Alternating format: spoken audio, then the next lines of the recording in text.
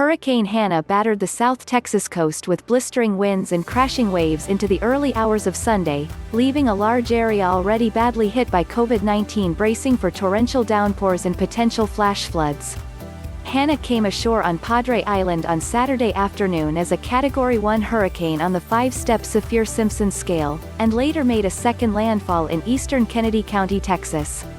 Weakening as it headed west over land, Hanna was a tropical storm by Sunday morning, with its center about 40 miles 65 kilometers from Mcallen, Texas and about 65 miles 105 kilometers from Monterrey, Mexico, the National Hurricane Center (NHC) said. At 0400 CDT, 0900 GMT, Hanna's top sustained winds were around 60 miles per hour, 95 kilometers per hour, it said. It was forecast to further lose steam as it moved across Texas and northeastern Mexico. The center canceled storm surge warning it had issued for the Texas coast but said Hanna could dump upward of 18 inches 45 centimeters of rain in the area through Monday. This rain will produce life-threatening flash flooding, rapid rises on small streams, and isolated minor to moderate river flooding, the NHC said.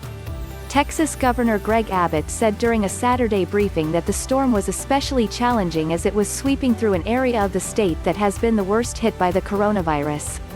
He issued a disaster declaration for 32 counties in Texas that were in the storm's path. The storm was not expected to affect offshore oil and gas production.